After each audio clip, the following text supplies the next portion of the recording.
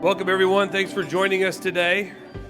You may recall that we had Senator Wyden scheduled to be our speaker today, and there's something going on in D.C. this week. What was it, the impeachment? I think. I haven't heard anything about it. It hasn't been on the news lately, but apparently he's going to be tied up with that this week, and so he will not be joining us. But instead, Jerry Frank has been putting in some weekend work, going through his Rolodex. If you ever want to see something impressive, go through Jerry's Rolodex and look at the list of names that he has inside that thing. And he worked that really hard, and it's a great time with the campaign season here that we have one of the leading journalists in our state, somebody who is called Salem home and has his business here, Zaitz, the CEO and editor for the Salem Reporter, is going to be our speaker today. And as we head into campaign season, hearing from him about investigative reporting during a campaign season is going to be super important. Thank you to Capital Auto Group for stepping up to be our sponsor today. I will say this about the car dealerships in our town. There is an ethos that they have that to give back, and it would be really easy to take your profits and to park them in your business and in your person, but they don't. And Capital Auto Group exemplifies giving back to this community, and they do so in a lot of different ways. And so thank you to Capital Auto Group for stepping up once again to be a sponsor. I would ask that if you're an elected official and you're in the room with us today, that you would stand so we could recognize you for your service. All right, I see Mr. Cameron, Councilor Horning. Thank you for that. Chamber board members, if you're in the room, would you please stand and be recognized for giving up your time?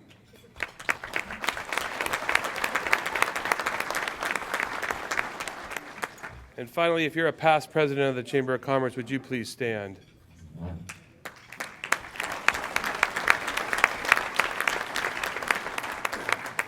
At our head table, our esteemed speaker today is Mr. Zaitz, to my right, your left. Alex K. Spear, is the general manager of Capital Subaru. Christy Witzke, who's the VP of Marketing, Sales, and Communications at SAFE. Jack Martin, who is the VP and Senior Relationship Manager for Agribusiness at Key Bank. Tom Hoffert, who's our CEO, and myself, TJ Sullivan, with Huggins Insurance. I want to let you know that the Agribusiness Banquet is coming up. It's going to be this Friday. It's presented by Key Bank, and it's going to host over 400 guests from Oregon's agricultural community. And we know that this community has been hit particularly hard with the closing of NORPAC, and they play a huge role in the economy of our area. And so it's important that we do gather as business people to celebrate them and to recognize what they mean to our economy and to our area. And the Agribusiness Banquet is a great way for us to do that. And with that, we will have our national anthem followed by the invocation from Diane McLaren. Please rise for the national anthem. Oh, say, can you see by the dawn's early light what so proudly we hailed at the twilight's last gleaming, whose broad stripes and bright stars through the perilous fight o'er the ramparts we watched were so gallantly streaming, and the rocket's red glare, the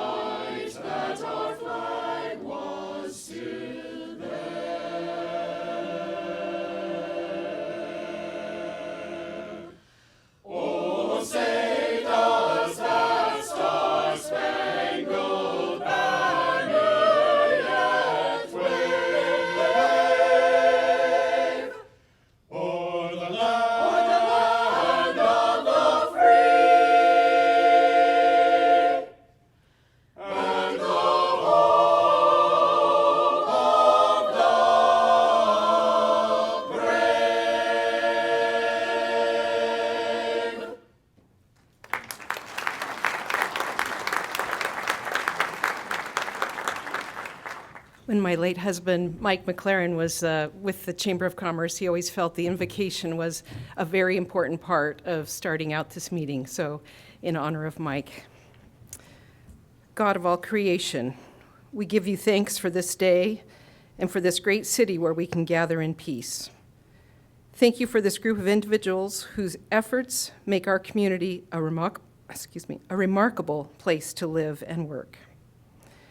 We ask for wisdom to guide us through the challenges and celebrations of everyday life. We pray that we are ever mindful of opportunities to render service to our fellow citizens and to our community. Help us to continue to strive to make a better world. We pray these things in your name. Amen. Thanks, Diane. Thank you to the Willamette Master Chorus. They're going to have 2 performances in February, not Diane, but the Master Chorus, at Hudson Hall, entitled Discovering Handel's Messiah. So if you're interested in that, I'm sure you can look that up online and enjoy their vocal stylings. And so with that, I'd like to invite the Sprague Little League team up.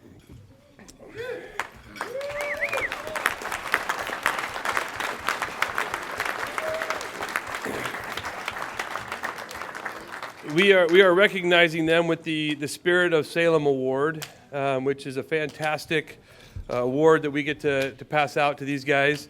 I think some of them might be terrified right now.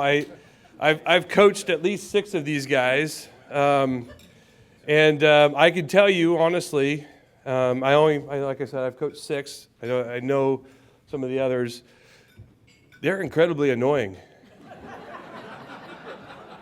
If you watched the Little League, any of the Little League games, you saw how annoying they are. They don't swing at bad pitches. They make you throw the ball over the plate. And when you throw it over the plate, they hit it hard. And then they run hard. And if you make a mistake, they'll make you pay. And they're just itching for you to make a mistake. They're just that guy that's just needling you the whole time. Every one of them. And they put pressure on the other team. They're annoying. In the field, you'll hit a baseball and you think, well, that's a gapper. That's an easy hit. There's no chance that anybody's getting to that. And then one of these little annoying punks will arrive out of nowhere and catch it. It's annoying. And then the whole time they're in the dugout, they're just chattering away, encouraging their teammates, cheering them on. Again, when you play them, it's annoying. But it was so much fun. I'm just kidding. I love you guys. A lot of people don't know Sullivan Puckett. Where's Sullivan? Raise your hand, Sullivan. Yeah, he's named after me, right? So, but it was a lot of fun to watch these guys play. It was my son was 2 years older than them. We went through the Sprague system, and he would race to get home to be able to watch these guys play baseball. And they did it with a lot of class and style. I don't know if you watched. Their first game was against New Jersey, and if you could see the difference between 2 teams, right? And you guys handled yourselves with class and style, and they didn't. And even the announcers, the game was set up to make New Jersey sort of the featured team, and they went out of their way to really promote them. But it was our boys, these guys on stage, they kind of won them over with how they played. And even though they didn't win that game, they really won over a lot of people with how they played and who they were on the field. And the announcers really were impressed with with you guys. And the impact to the local Salem community was, you could feel it almost immediately. I mean, there was a lot of pride. Everybody was following what you guys did, which is pretty cool to be 12 years old and have a whole town paying attention to you. But when you went out to Capital City Sports after they got done, that place was packed with kids who were in there, who were trying to become the next Henry or Andrew Moon or Gavin Price, or heck, you even got a kid named Scoots on your team. Who's Scoots? Right? That's like right out of the Bad News Bears right there, that name. That's pretty cool. But I want to give you guys this award. Thank you for representing our city the way that you did. Thank you for being annoying. That means a lot to us, all right? You guys represented Salem really well, and just stay away from my daughter, all right? Congratulations.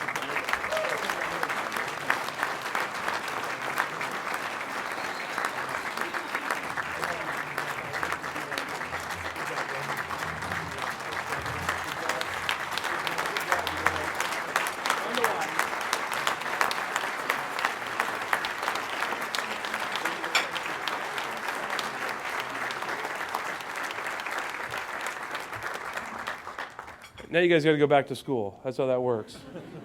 Thank you, TJ, and I just found out I'm going to talk, so I'll make this brief.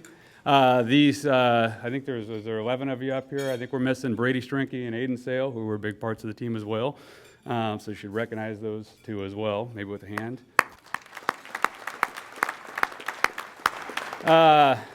Well, it was a great experience. I think that the kids, all 13 of them, grew up quite a bit. Matter of fact, I think the three coaches grew up a little bit as well. We got to do what most any 12-year-old boy wants to do that loves baseball, which is go to the World Series.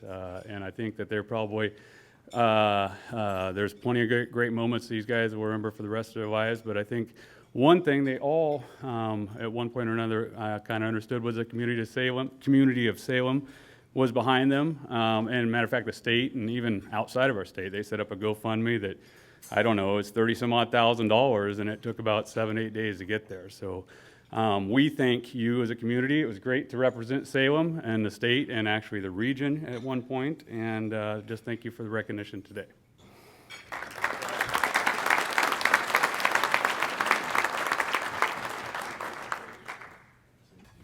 Can't take the politician out of TJ.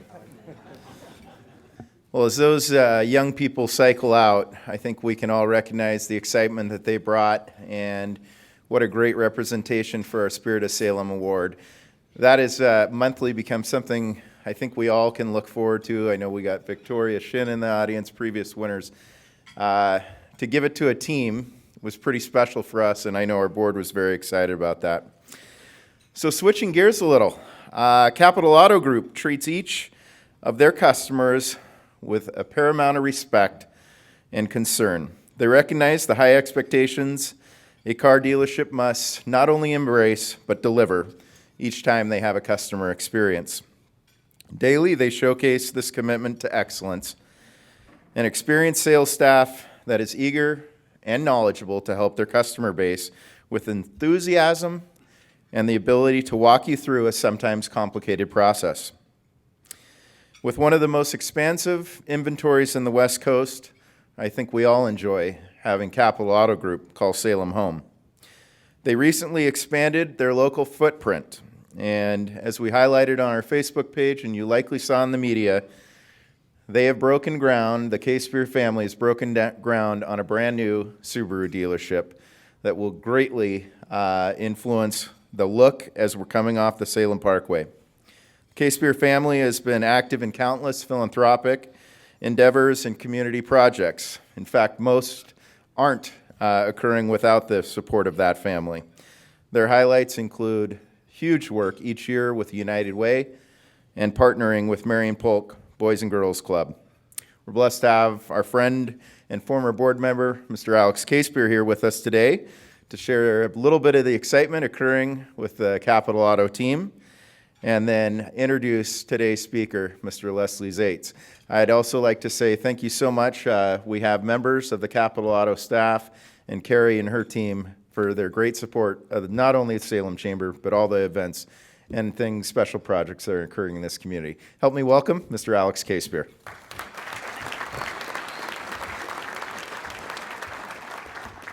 Yeah, I brought some salespeople down so you can just walk right past John Taylor and Dick Withnell, right over here, and just if you need anything. So, just kidding. Very good friends with both Dick and John, and that's one of the things I really think is neat about Salem is the spirit of collaboration. I thought that was a perfect example of giving that team that award. They deserved it. I have a 7-year-old son, Coleman, who we watched every game, and he then realized that he's seen these kids before, and they've swam together, and he wants to be the next Moon Brothers. He wants to be the next Riley Wilson, and in fact, he actually got all their autographs on a baseball, which he keeps in his bedroom. So it's a very cool thing to watch that. So that was very neat. The last time I was up here, if you were in the room, it was about eight months ago or so, we had a guest speaker named Bob Dalton from Sackcloth and Ashes, and wanted to give you a quick update on Bob since that was the last time I was up here. Since then, at that point, he was at about 30,000 blankets sold. Fast forward 8 months later, he's now over 100,000 blankets sold, and he signed on 2 other Subaru dealerships, one in California, one in Washington. He's got Young Life International on board. It's pretty cool to watch him go. So if you see those blankets, buy them. They're going to get donated to a local homeless shelter. One thing we're very proud of at Capitol is, of course, the brands we represent, but the fact that we've been a chamber member for coming on 93 years. We were one of the charter members in 1927, which was when our Chevrolet store was founded by my great-grandfather, Doug McKay. A little local history there. But we're very proud of just to be a part of what's happening in Salem, because there's so many positive things going on with all these buildings. We have a crane. That's cool in downtown Salem. I think that's pretty sweet. There's just so many great projects going on with Union Gospel Mission and the Y. And certainly we're very proud of the one we're about to build. We're going from a 18,000 square foot Subaru facility to a 72,000 square foot Subaru facility. And it's going to be like a Four Seasons hotel, all thanks to Carrie, who's sitting over here. It's going to have fireplaces, indoor, outdoor, a live wall, a living wall, water feature. It's going to be fantastic. So we're very excited. Come stop by. You don't have to buy a car. I promise. You can just come by and have a cup of coffee. It'll be Starbucks, I'm sure. So I want to introduce Mr. Les here. And he's a two-time Pulitzer finalist, and he's an Oregon native. He started his professional journalism career right out of high school, hired in 1973 as a general assignment reporter for the Salem Statesman Journal. He continued writing as a staff reporter and correspondent while attending the University of Oregon. Go Ducks. From 1976 to 87, he was a reporter for the Oregonian, handling various beats before taking an assignment in 1982 to the newspaper's investigative team. From 87 to 2000, he was the owner and publisher of the weekly Kaiser Times newspaper right here in Kaiser. His family still owns that. He returned to the Oregonian as a senior investigative reporter in 2000, served a year as an investigations editor, and returned to the field as a senior investigative reporter in 2015. He retired in 2016 from the newspaper and returned to community journalism. In his investigative work in Oregon, he exposed corrupt public officials, helped investigate the Rajneesh sect, dug into Mexican drug cartels, and led the Oregonians' coverage of the occupation of the Malheur Wildlife Refuge. Some pretty big assignments. Les is the editor and publisher of the weekly Malheur Enterprise newspaper based in Vail, Oregon. In 2018, he founded a partnership with Salem Reporter, a digital news service where he serves as the CEO and editor. Les has won state, regional, and national journalism awards for 40 years. In 2007, he was part of a team that won the prestigious National George Polk Award and was a finalist for the Pulitzer. He was again a finalist for the Pulitzer in 2014. He's a 5-time solo winner of Oregon's Bayer Award, the state's top award for investigative reporting. The Oregonian Newspaper Publishers Association in 2016 awarded him its highest honor for career achievement, an award not given since 2010. In his field, he has been a trainer, coach, conference speaker for decades. He is considered an expert in Oregon public records law and has twice served on state councils examining reforms in Oregon's law. In 2017, Governor Brown appointed him to the newly created Oregon Public Records Advisory Council, one of 3 press representatives. He lives in a remote ranch in Grant County, where he and his wife, Scotta Callister, run a small horse and cow operation. And please help me welcome today's keynote speaker, Mr. Les Zaitz. Thank you. Trust in the news should mean a lot to every one of you sitting here this afternoon. You need to know when a new school is going in, where it's going, who's paying for it, and more importantly, how is it going to make school better for kids. When there are changes in health care, you need a place to go to find out, is it really better or is it not? And who's really profiting from this change? With the legislature right here in town, you need a lot of help to figure out if what's being proposed over there is effective and real, or is it a political stunt? And in this election year, we're going to be challenged at every level to understand what's the real record of the people that want your vote. Against this backdrop, seldom in our country's history has the credibility of the press been as strained as it is right now. Those of us in the media, frankly, have a reputation about equal, if not less, than those in Congress, and that's saying something. That's a problem for the press. That's a problem for society, but it's also a problem for you. So let's see if we can do something about that. First, let's assess a little bit, why is the trust in media so low? Why is it down in single digits? Well, look at the national media, cable news. All of you watch it. What do you see? You're not getting information. You are seeing shouting and arguing and debating, and you walk away from your TV screen not knowing much more than when you sat down. Look at the national news publications, the big guys, the New York Times, the Washington Post. What have they done for the past 2 years? They frankly have just tried to out-Trump each other, finding any excuse to generate a story. I remember watching the Kavanaugh process for the confirmation of the Supreme Court justice. And as you may recall, it was an incredibly contentious political environment in Washington and across the country. The New York Times, in competition with the Washington Post and CNN and LA Times, rushed out a scoop story about Kavanaugh, that they had found witnesses from his days in college when he threw ice in someone's face. This was a major scoop, really? Look at the major cities across this country, Philadelphia, Chicago, Miami. One community after another, they are losing their news resources. When you lose news resources, you are losing journalists who will ask questions of those who spend your money and use your authority to govern. We have fewer newspapers from coast to coast. What's left is pretty thin and frankly hungers for clicks over edification. Look here in our own state, what has happened to our news landscape. The Oregonian, where I have spent more than 25 years of my career, is a shadow of its former self. When I went back to the Oregonian in 2000, there were 400 people in the newsroom. Today, there are about 75. We've seen the same reductions in Eugene at the Register Guard, here in Salem at the Statesman. What that means across the state is there are fewer people getting less information from our local press.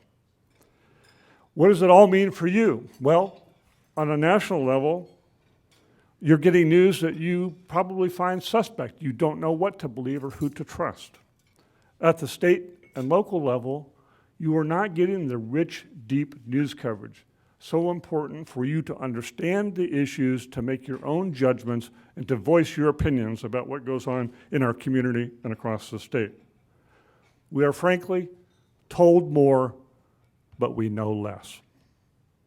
Look, the press has its problems, but we have a partner in this problem. We did not get here alone.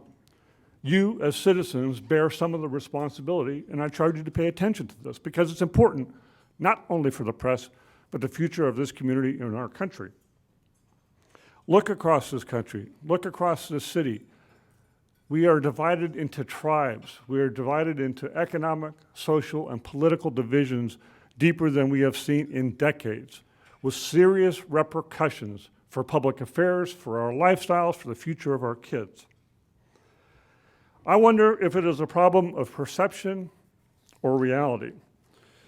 Not long ago, I stumbled across a fascinating study done by the Knight Foundation and the Pew Trust to try and get at why do people not trust the media? Is it solely the responsibility of the journalists who are putting out the stories? So they did an experiment. They had a number of people read a series of news stories. Half of the audience knew the source of the story, whether it was the New York Times or Fox News or CNN. And the other half was given the same story, but no clue of the authorship or the origination of that study. The results were fairly fascinating to me.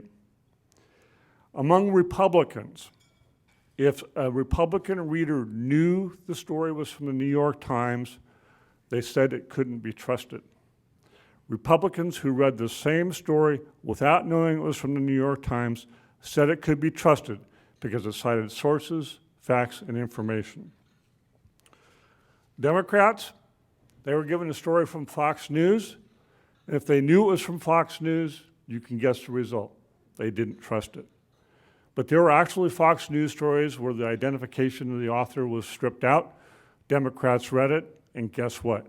They said it was a credible report. That experiment tells two things for us as consumers and for journalists.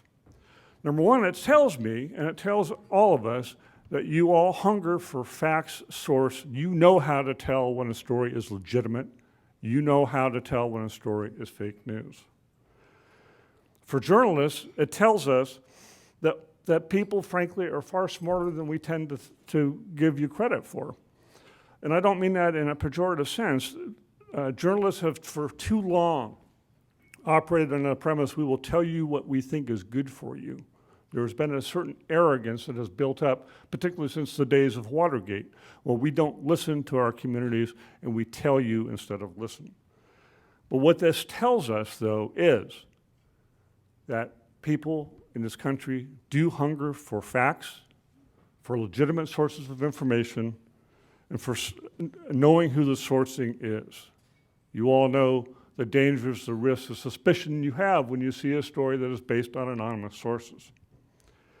In an election year, this dynamic is going to become ever more critical because as we go into 2020, the claims of fake news will come up on all the political spectrums, Democrats, Republicans, independents, regardless of party affiliation. The mantra will be that if a story is not of your liking, it is not a real story. And that is the danger we face in this country, is that we are increasingly judging stories not by whether we think it is a believable or accurate story, but whether we like what it tells us. And if we don't like what it tells us, we are too often now judging that you can't believe. That's not the way that this can run. You know, we have been here before in this country. I'm a student of journalism history, and I want to tell you a story about New York City in the late 1800s because it has a lot of relevance to what's happening here in Salem, in Oregon, and across the country. A man by the name of Joseph Pulitzer was a successful newspaper publisher in St. Louis, Missouri. Thought he'd try his fortunes, being a good entrepreneur, headed to New York City, bought a failing daily newspaper, and went to town.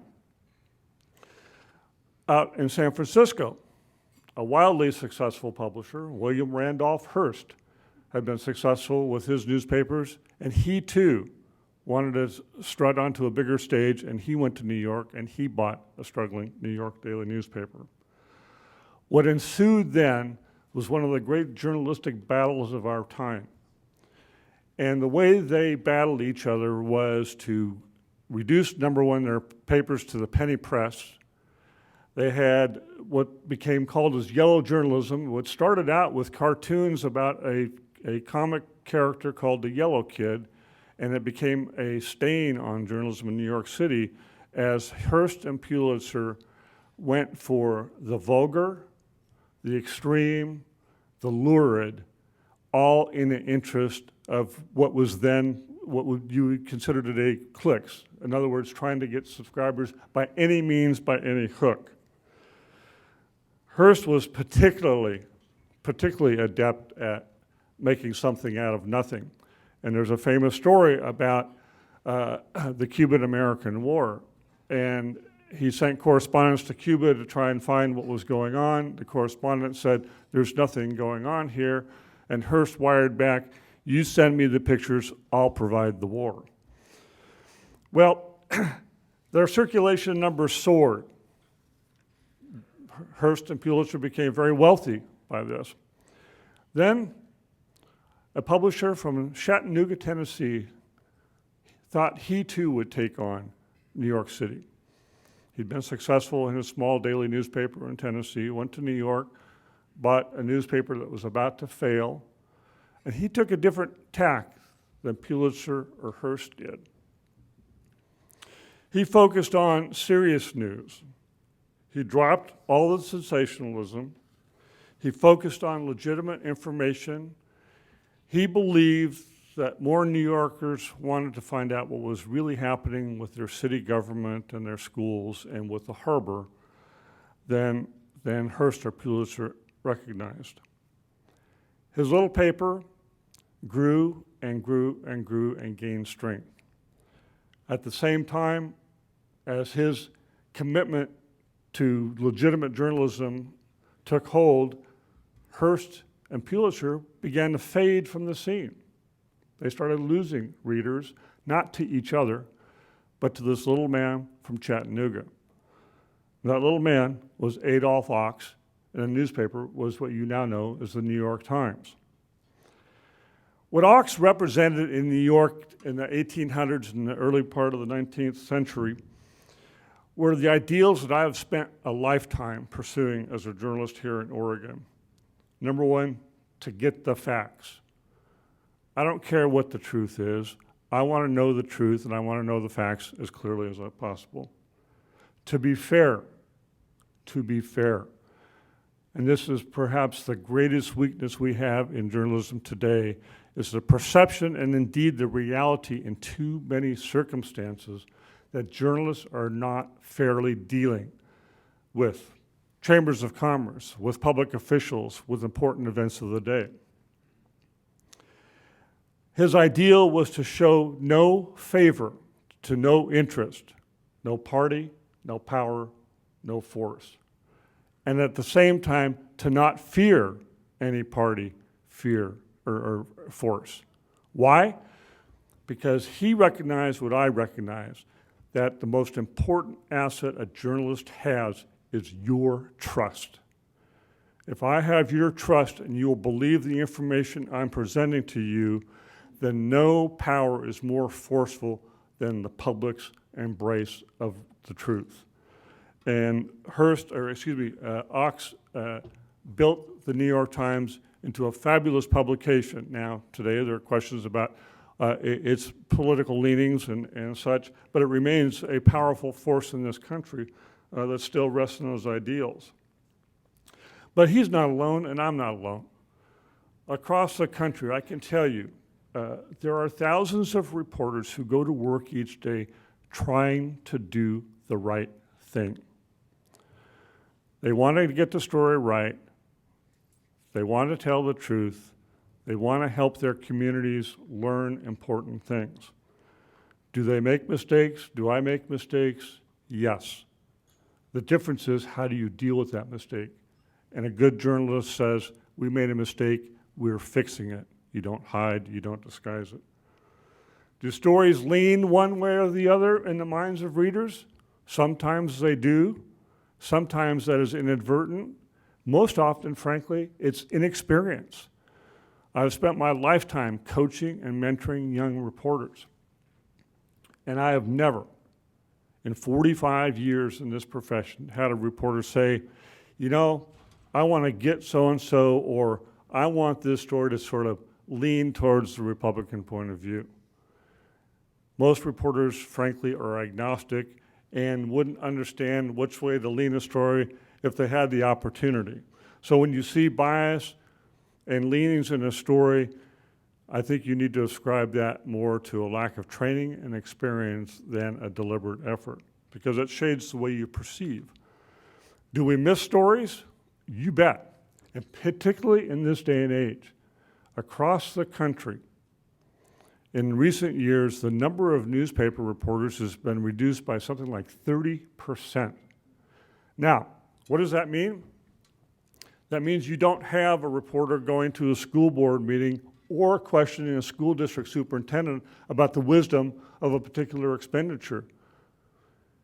You don't have reporters questioning the conduct of a public official who's using office for personal gain or tapping the Treasury in a way that's inappropriate.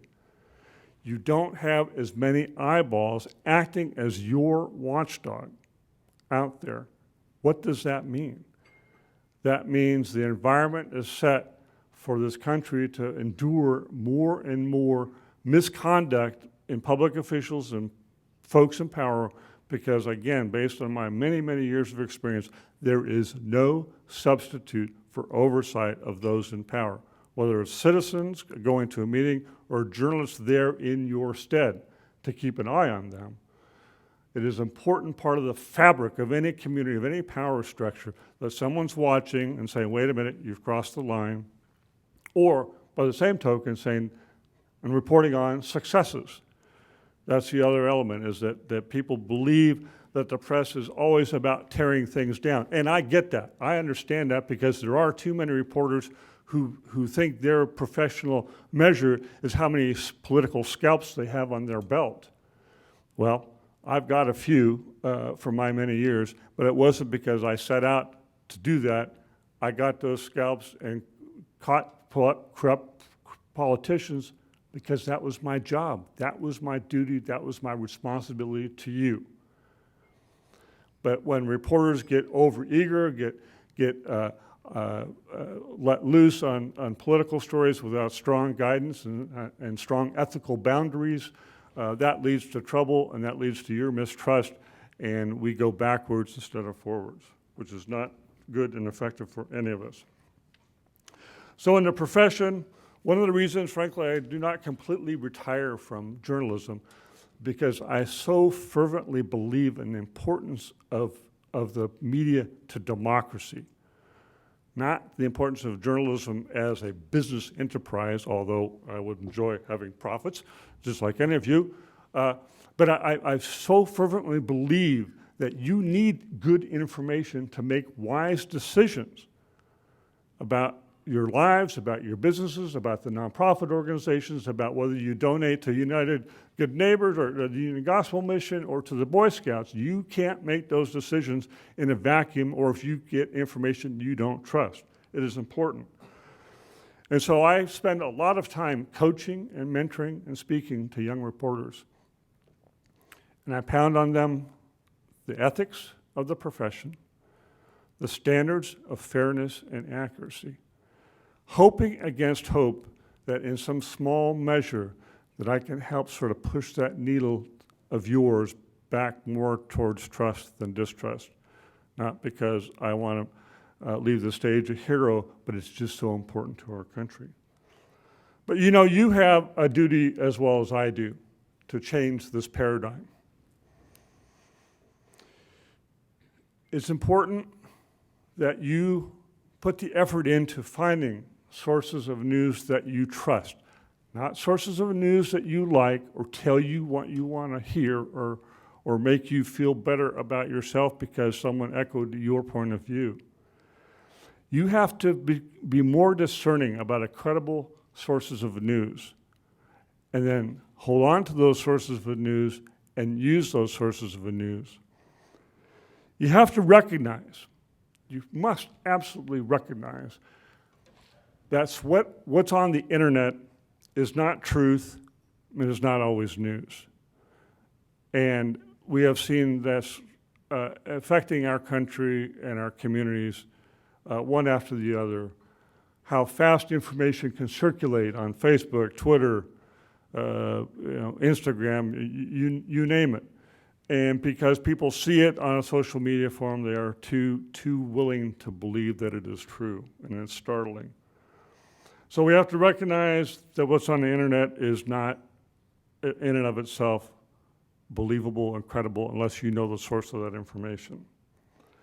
You have to understand that public relations from government agencies is not verified fact. It is their story they want you to hear. And you cannot accept what governments say at face value without some verification. So what can you do to change this?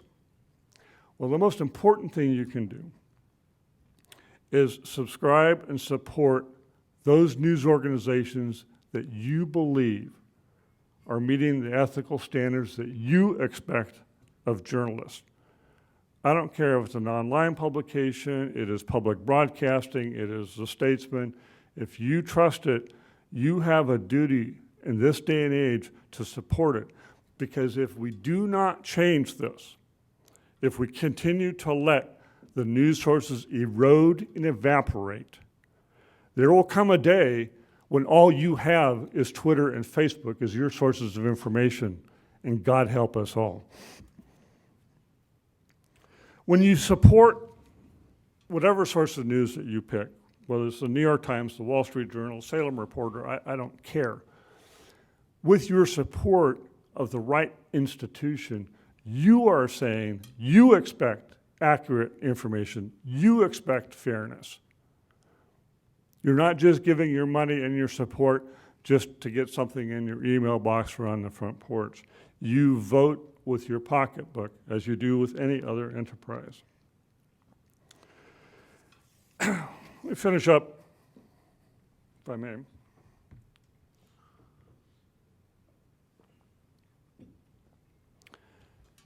If you do your part, and I do my part, think of the impact that we could have. Think about how together, if you trust me to get you the information you need, how we can continue to make this a better community. We can make this a better place to raise a family, to send kids to school, and to start a business. And when we do that, our community is stronger and we become more united. And when a community is stronger and we are united, our country is going to be better. It is going to be stronger. It is going to be more civil, and it will be more hopeful. Thank you very much.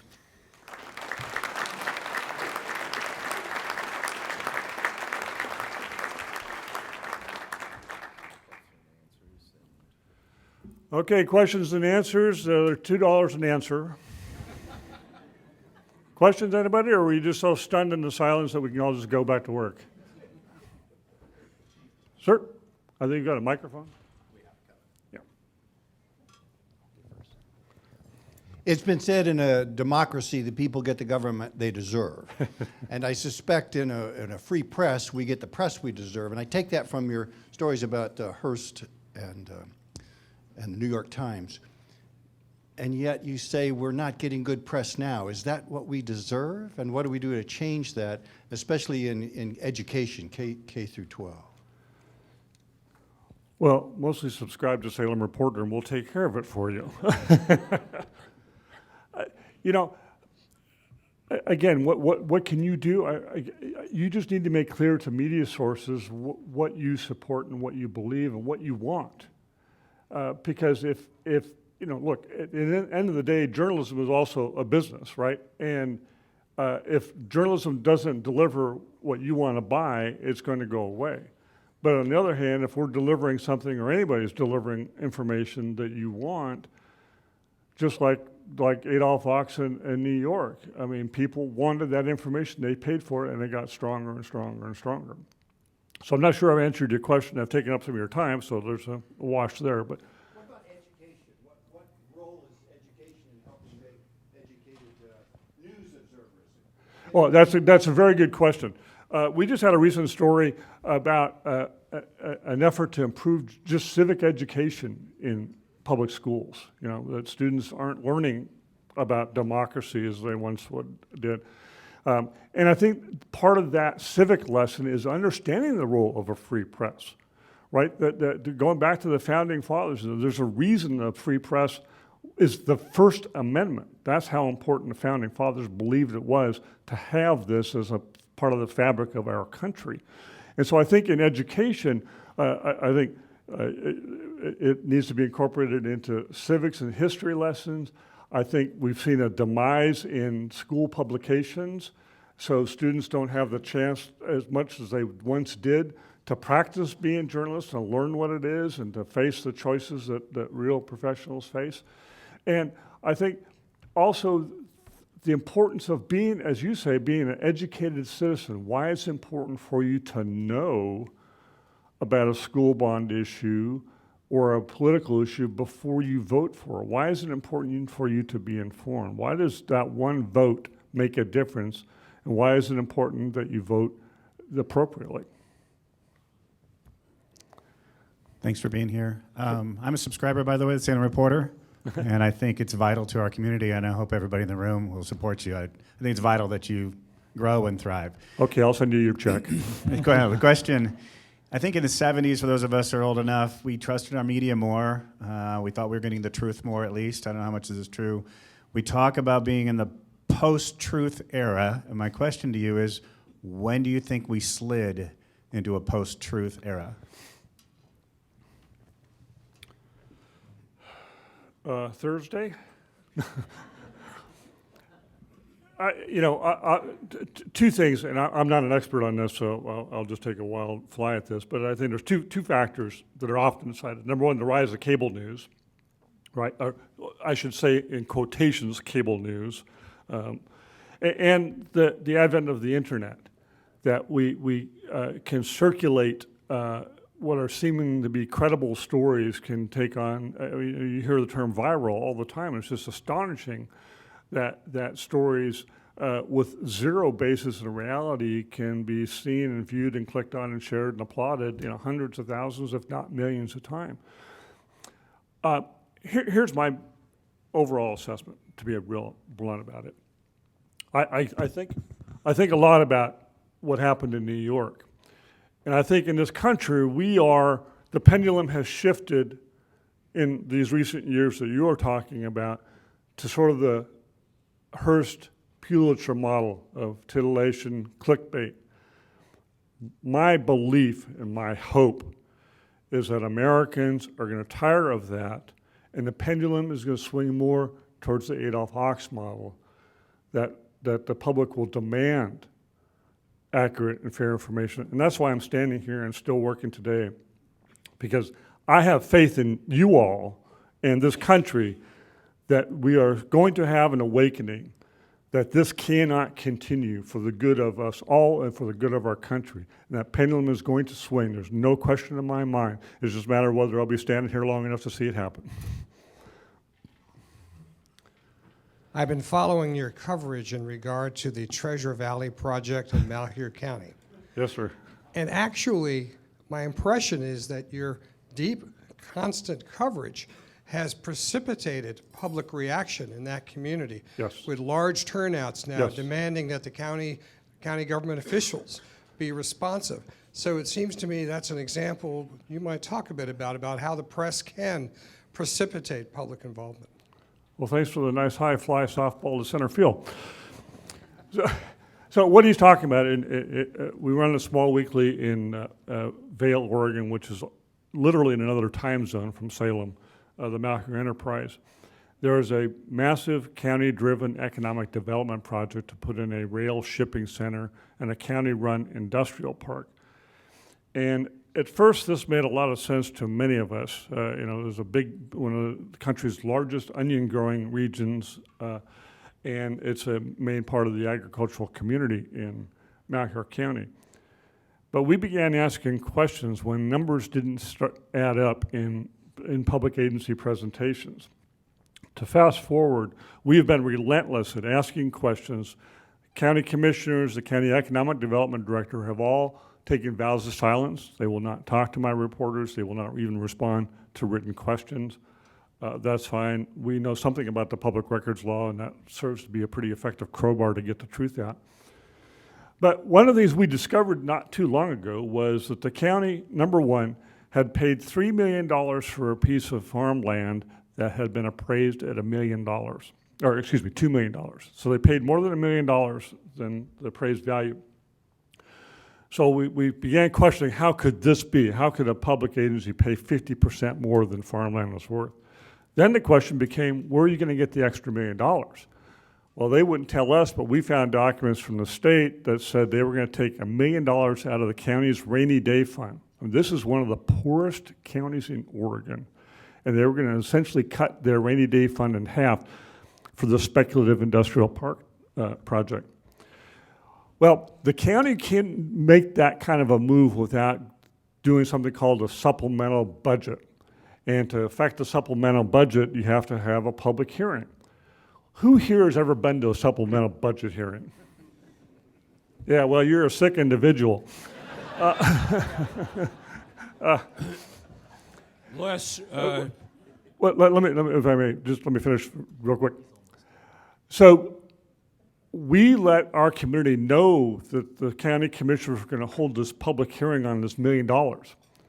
They scheduled it for 9 o'clock on Monday before New Year's.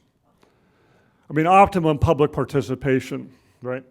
And most of these supplemental budget hearings last 5 minutes, gavel, done.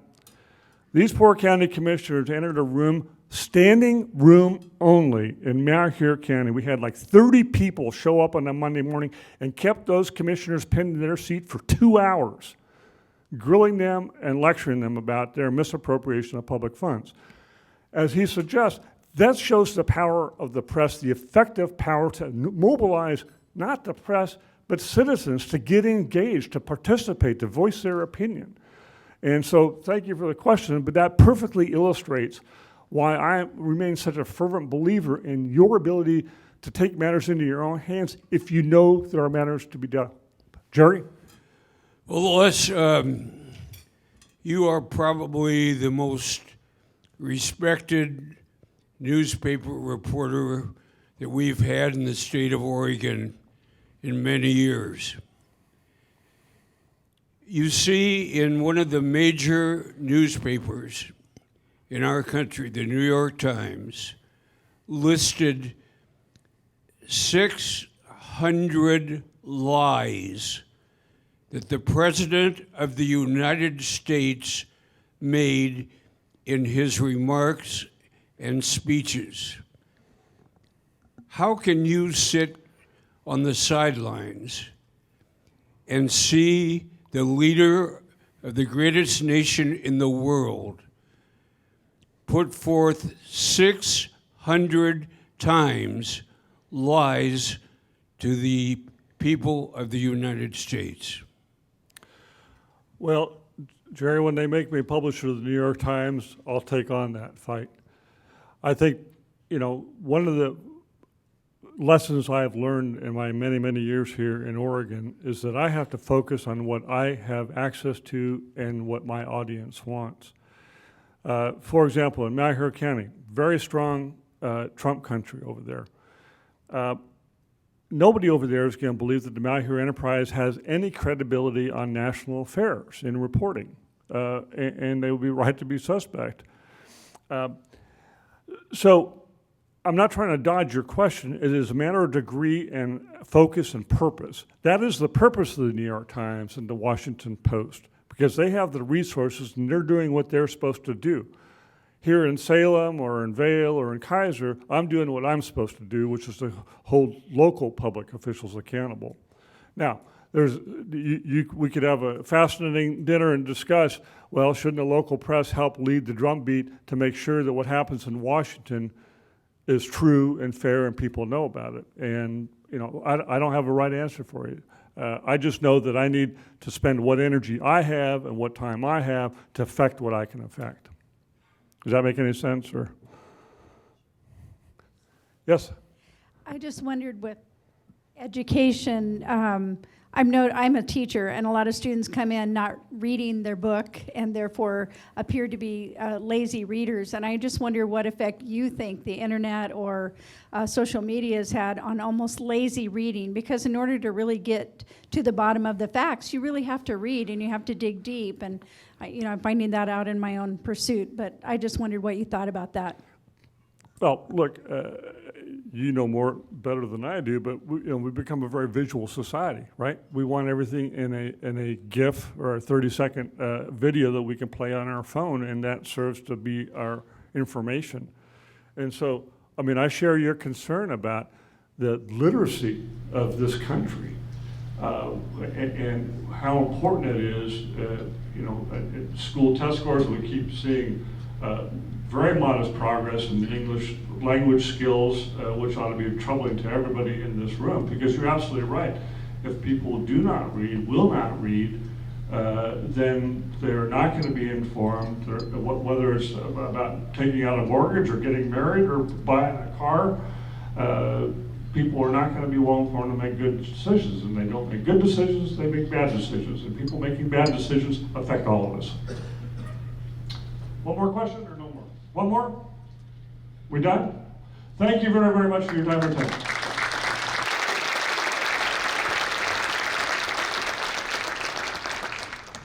Well, thank you, Les, very much for joining us today. And we have an exciting, an exciting month here. We want to make sure to invite you to next month's Forum Luncheon. That is on Monday, February 10th. We'll have Cheryl Nestor-Wolf, the President and CEO of Salem Health, and fascinating topic, the age bomb, and how it is affecting healthcare, both nationally and then in our state of Oregon. They also have a lot of excitement going on there, a new tower and the groundbreaking tomorrow. I want to thank Capital Auto Group and of course the Casebeer family for all their support of the Salem Chamber and the Salem community as a whole over the years and for making today's forum possible. Next month's forum is sponsored by our friends from Express Personnel Services. First Citizens Banquet ought to be on your horizon. It's Saturday, March 7th. And I did say that right, Saturday. We've moved to a Saturday night. It's going to be black tie encouraged. Let me tell you a little bit of what is occurring that night. We have MC will be Steve Dunn from KATU News, entertainment of Patrick Lamb Band. We'll have a dance floor and a champagne toast to our award winners at the end of the evening. Without the craftsmanship of Allied Video and their team, these events would not occur, and certainly thank you so much to CCTV and BAC and their staff for broadcasting this forum series throughout the year. Salem Conference Center does a great job, and their staff has been great. I hope the meal today, it looked fantastic. I hope you all enjoyed. Our ambassador group continues to roll out the red carpet, and you'll see them on Friday night, an event we're going to touch on in a moment. But if you were an ambassador, would you please stand? Thank you very much. That's our first line with all of the great members who come in and out. Sprague Little League represented for all of us, and that was very fun. Thank you all for participating in that. Unique thank you, and those young people are going to continue to do great things. Maybe some of them will even eventually play lacrosse. MAPS Credit Union. We have students from, I believe, the West Salem branch, correct? Would you guys like to stand and be recognized? Thank you so much for being here today. And thank you to MAPS Credit Union for that partnership and making that happen and always having students at these meetings. We have a new chamber staff member that I would like to have stand and be embarrassed. She'll handle it in stride. Michelle Warner is joining our team, and she will be one of our CTEC business liaisons. If you haven't met Michelle, please do so. I want to thank that chamber staff team that are kind of spread out throughout the room. It's a pleasure to partner with you guys each and every day and for making this organization so special. We have our new member bell, always at the head table here. If you know somebody who'd like to join some pretty positive momentum in this community, please contact Zachary Zalicki in our membership department. We love to build and continue to share the work that we're doing. This room is filled today. I'm overwhelmed. We got Ray and Keita Lauderdale are having a discussion here, and SEDCOR President Daryl Knox is talking to Christy Perry, and Les, you had mentioned that you held them up for 2 hours at that county commissioner meeting. I think our city council in Salem could take a little lesson. We'd love to have a 2-hour meeting. A few of you in this room know what I'm talking about there. May I use the statement, effective crowbar? By the way, I'm going to steal that one. Okay, our friends at Ross Family Markets each month allow us to have a centerpiece. And as you know, we select that at random from the season ticket holders. Pretty fitting. The individual who will be taking this home and will grab a quick picture afterwards is none other than one of our MCs for the Safe Agribusiness Banquet. Barry, you're going to come up and grab a quick picture afterwards and take home this beautiful bouquet from Ross Family Markets. We have a special event occurring in February we'd like to have on your radars. Those of you who are aware, we are trying to bring air service back to the Salem market. That is commercial air service. Chris Ray, please raise your hand. If you would like to attend that event, it's going to be at Zenith Vineyards, and it's an effort to secure that final funding piece that can get us over the hump and start to have air service back at Salem's McNary Field. I think I got everything. Ladies and gentlemen, thank you so much for filling the room today. Thank you to Capital Auto for making this happen. Go be great out there. Thanks so much.